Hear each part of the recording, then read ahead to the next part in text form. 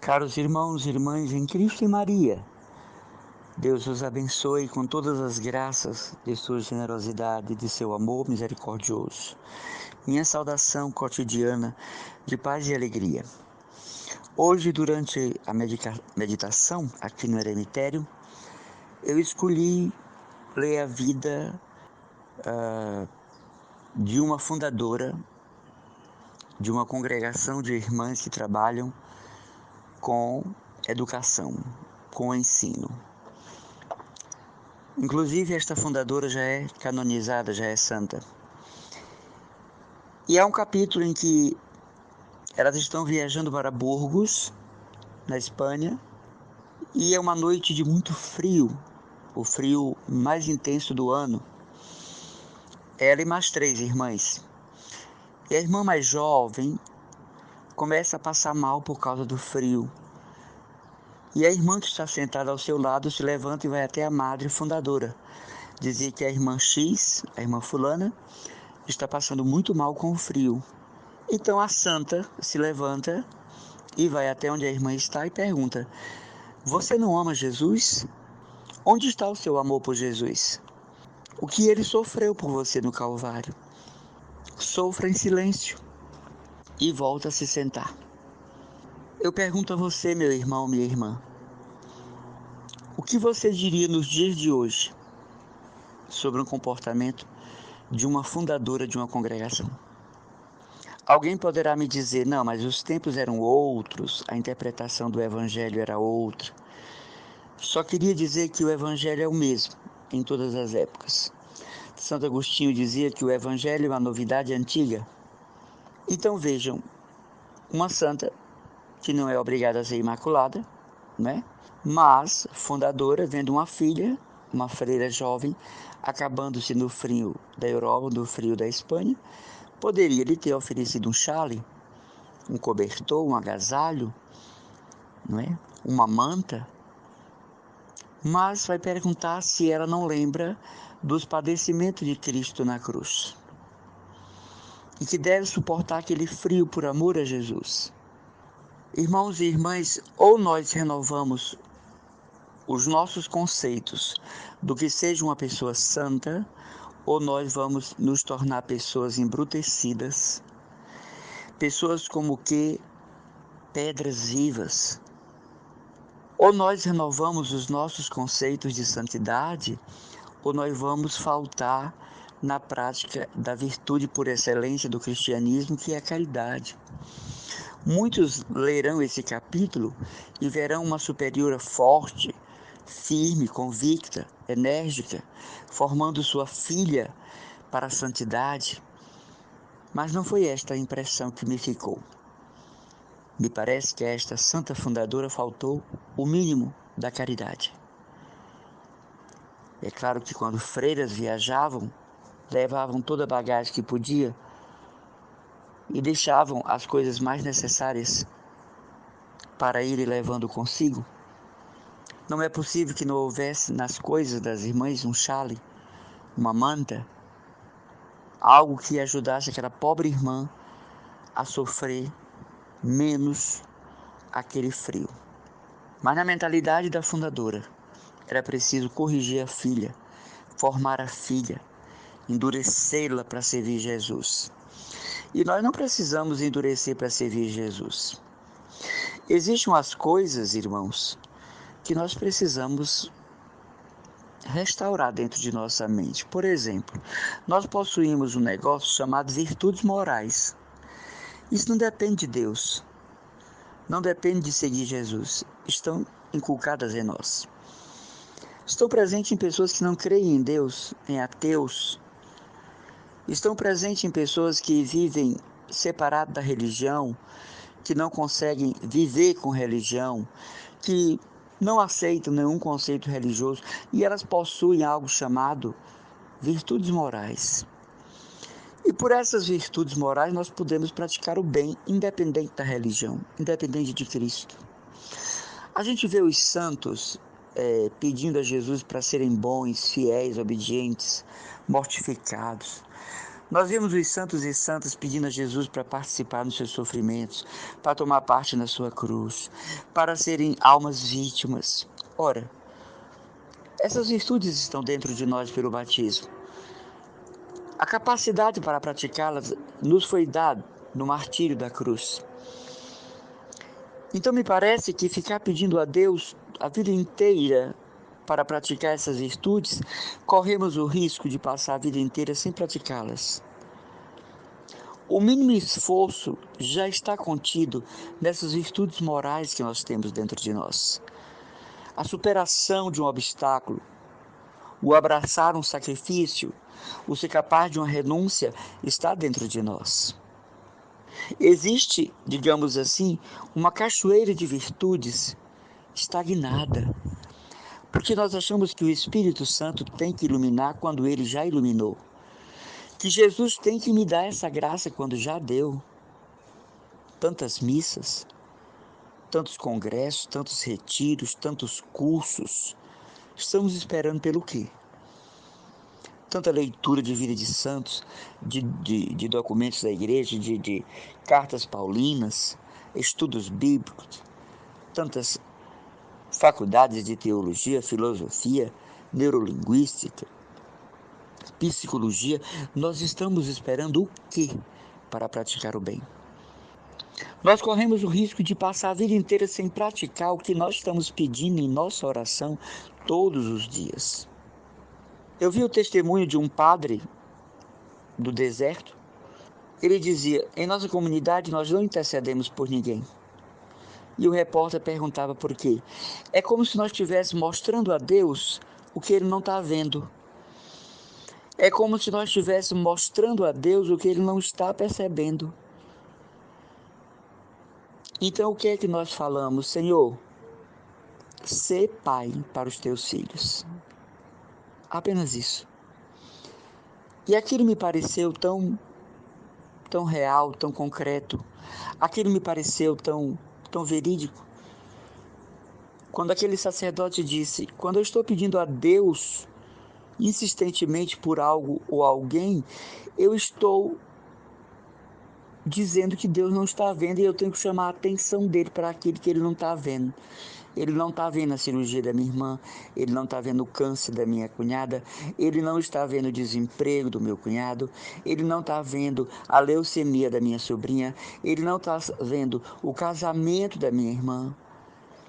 Ele não está vendo a perseguição que eu estou sofrendo no emprego. É muita gente, são muitos filhos, centenas de milhares, então eu tenho que rezar pedindo. Não, a conotação da oração não é essa.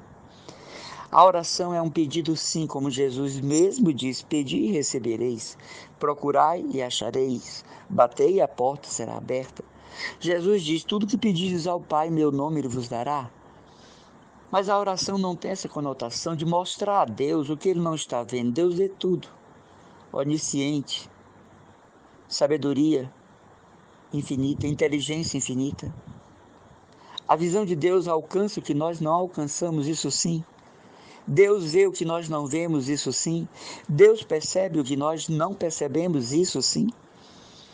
Então a oração não pode ter essa conotação de lembrar a Deus do que ele está esquecido, mostrar a Deus o que ele não está vendo. Então essa madre fundadora, ao ir até a pobre irmã, a mais jovem, acabando-se passando frio, com dores de cabeça violentíssimas: você não ama Jesus? Cadê a sua resposta ao que ele sofreu na cruz? É um fato isolado, porque a vida da fundadora realmente foi de virtudes, perseguições, sofrimento. Mas ali, como nós falamos em bom português, pisou na bola. E o autor coloca no capítulo como se mostrasse a enérgica madre, formadora de filhas crucificadas. Não, não é coisa do passado. O evangelho é o mesmo em todos os tempos. Muitas pessoas me perguntam qual o sinal de uma pessoa ser santa ou não, de uma congregação ser santa ou não, de uma comunidade ser santa ou não. E pela minha experiência de vida, 41 anos de vida consagrada, irei fazer em março, se Deus permitir, a marca é a caridade. O sinal indelével é a caridade. A prova incontestável é a caridade. Onde falta a caridade, faltou todas as virtudes, porque ela é a base de todas as virtudes. Ela é a base da fé, ela é a base da esperança. Uma fé sem caridade é morta, diz São Tiago. Uma esperança que não se baseia pela caridade é ilusão. Então, quando me perguntam, irmão Emanuel, qual o sinal de uma pessoa santa? A caridade, indivisa, indiscutível. Porque às vezes, meus irmãos, nós escolhemos pessoas com quem vamos praticar o Evangelho. Nós escolhemos pessoas com quem vamos ser bons, boas. Nós escolhemos pessoas com quem vamos ter caridade, paciência, amor, indulgência, benevolência, simpatia, altruísmo. Nós escolhemos com quem nós vamos praticar a palavra de Deus. Nós escolhemos com quem nós vamos praticar o perdão e a misericórdia. Nós escolhemos a quem vamos perdoar as faltas e os pecados. E escolhemos quem vamos condenar. Isso não é cristianismo. Isso se chama cristianismo de índole particular. E é um pecado grave. Mancha a reputação da igreja. Nós escolhemos pessoas com quem nós vamos ser bons. Isso é um pecado grave, de exclusão, né? De repugnância pelo outro.